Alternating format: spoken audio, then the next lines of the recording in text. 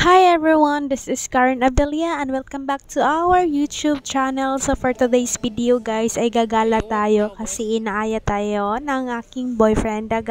I-date daw niya ako kasi matagal na daw niya akong hindi na-date, pero lagi naman kaming nag-date kahit saan.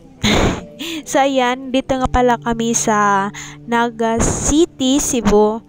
Napili namin dito kasi matagal na din siyang nagaya sa akin na pupunta kami dito, magde-date daw kami dito. So yun lang guys. I am so happy and kinikilig ako kasi alam nyo yun, random lang din kasi siya mag-aya ng mga date nights, yung mga ganon. So ito na nga pala yung time, nandito na kami sa Boardwalk. And then yung time na to guys is mag-10 PM na ng gabi. Hindi ko alam talaga kung anong trip naming dalawa. And then sa aming paglalakad, and may nakita pala kaming nag-sea diving and super alam niyo yun, appreciate ko talaga yung mga taong ganun kasi hindi ako marunong lumangoy. So yan lang, please enjoy watching for the rest of the video. So before ko i-end itong video na to ay nag-off na pala yung boardwalk. Nag-off na sila ng lights nila. Sad to say, hindi ako nakapag-picture. Yung boyfriend ko lang yung na-picturean ko. Pero it's okay kasi meron pa naman din siyang video na napakaganda. Na binidyoan pa din naman niya ako na palakad-lakad lang yung parang ganon. So sabi ko niya, picturean niya ako dito, pero pag sabi niya para kang multo dyan. So ayan, dito na lang kami umupo sa may, ano bang tawag dito, yung may mga pagkain sa may gilid-gilid.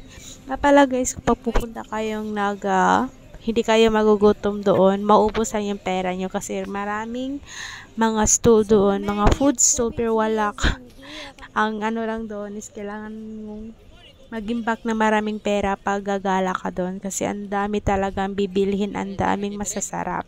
Pero thankfully that time na nung lumakad kami nung nag-aya siya is kumain muna kami sa Jollibee before kami nag-ikot-ikot dyan. So ayan, please enjoy watching for the rest of the video guys. See you later!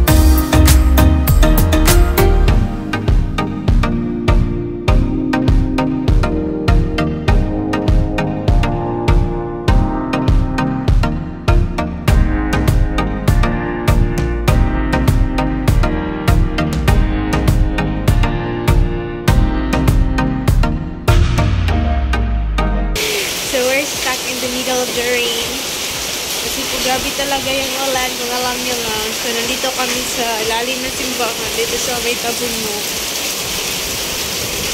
Grabe yung ulan. Oh my god.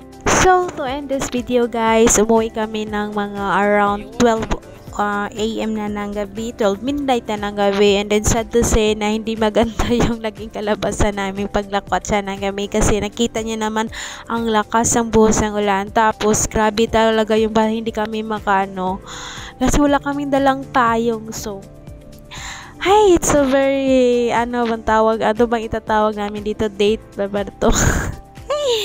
So yun lang guys, thank you for watching and I hope you enjoy this video. Bye! See you on my next video. Please like and subscribe.